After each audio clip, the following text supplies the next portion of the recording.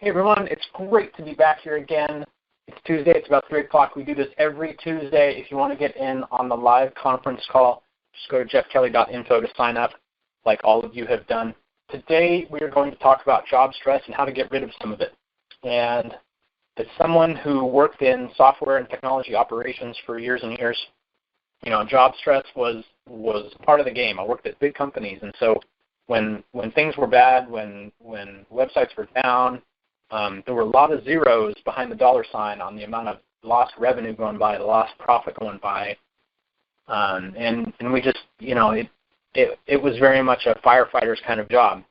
Now, add on top of that I had large teams of people. We had lots of projects going on, lots of deliveries going on all the time, and all the kind of people issues you'd get with 50 people working for you all around the world, and you, as a manager, as director, there's just all sorts of job stress in that job.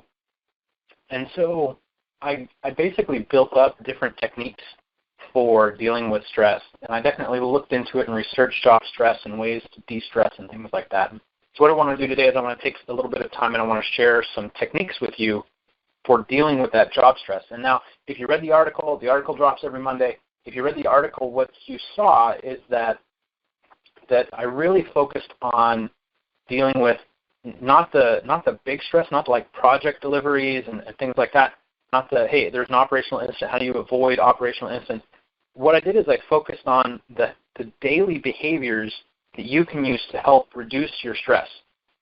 There's some really significant things that happen at work these days in corporate America as to how we experience work and the ways we're expected to behave and react that really contribute to how stress impacts us. And so that's really what I focused on this week. I focused on three things that you can change, 3 behaviors you can adopt that will help you get control of how you experience your stress. So let me jump in and you'll understand what I mean. So here, I'm going to give you all 3 and then we'll talk about each of them. So the first technique for reducing stress at work is to turn off your phone and turn off your email. So you're not going to be able to do this all the time. If you're on call, you certainly won't be able to do it all the time. If you take tickets by email, you certainly won't be able to do it all the time. But when you turn off your phone and you turn off your email, what happens is that you eliminate a huge portion of randomization that comes to you every day.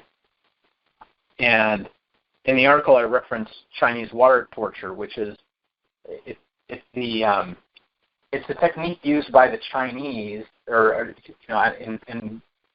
details are sketchy here. So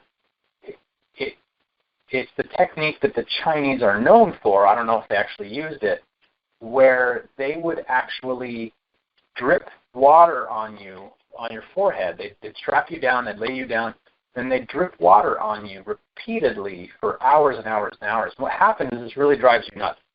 It makes you really emotional, makes it very difficult to deal with the entire situation. And I think about email and I think about texting at work and things like that. I think about all those, and when I think about those, what I always think of is I think of this Chinese torture, right? You're always wondering when that next email is going to come in that's going to make you jump up and do something. You're always wondering when that next email is coming in that represents an incident that you have to jump on. You never know when it's coming, but you always know it's coming. And so the only thing really missing from the Chinese torture setup there is actually the part of it where you know exactly when it's going to hit you, right? And so turning off your phone, turning off your email, it eliminates a type of randomization that really amps up the way you feel about work, really makes it more difficult to deal with your day and to get things done. And so when you turn those off, you release yourself from a whole lot of added stress that you take on every day by simply being at work, by simply being turned on. All right, let's talk about the next one. The next one is use noise-canceling headphones.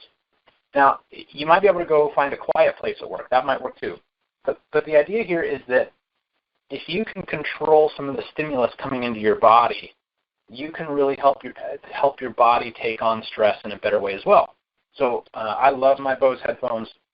I've had them for years and years. My wife got them for me. They were way too expensive. I never thought it'd ever be worth it. But once I had them, I understood ways I could use them. I could really use them to help calm myself.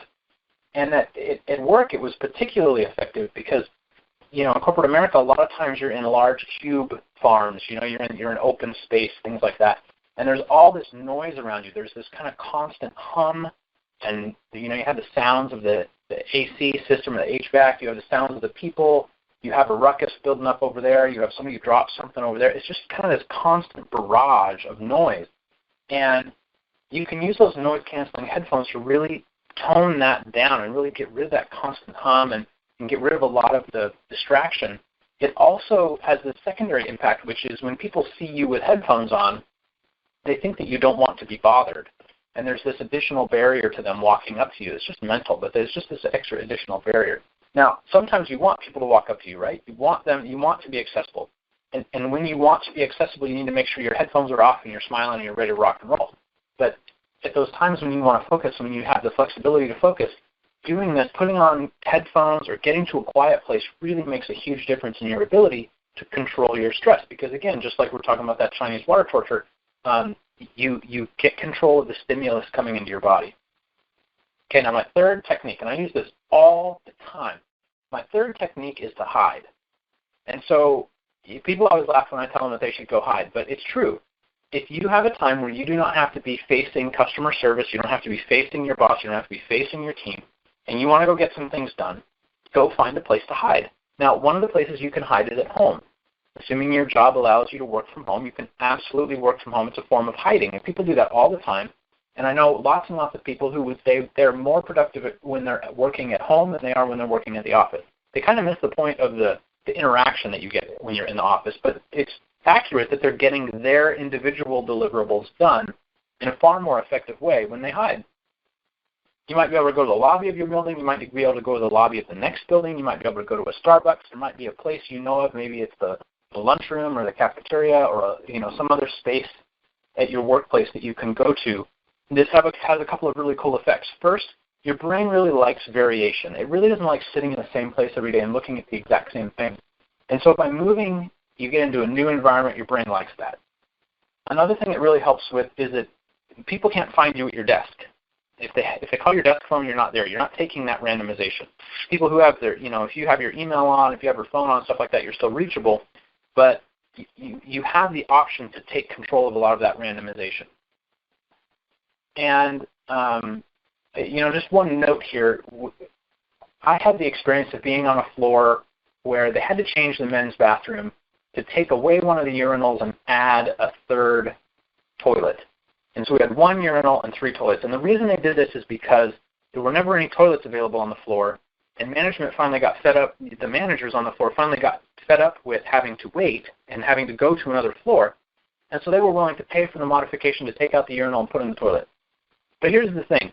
We didn't actually need a third toilet. What we needed is we needed the people who were hiding in the bathroom to get off their butts, put their phones away, and go get back to work and find some other place to hide. So if you're going to go hide, please, please, please help your coworkers out and don't hide in the bathroom. The bathroom is not a place to work.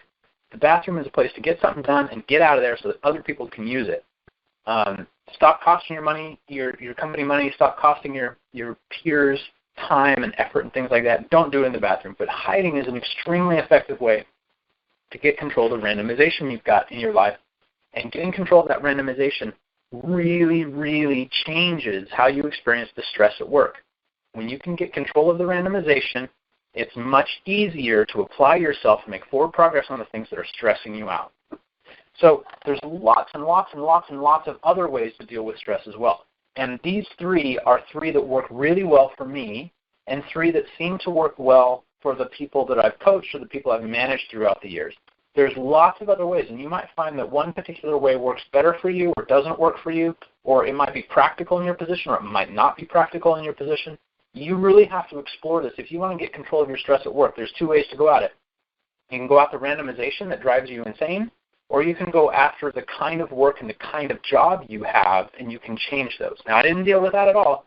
I dealt with how do you deal with the randomization that drives you insane, and how do you let that, helping solve for that, help reduce your total stress at work.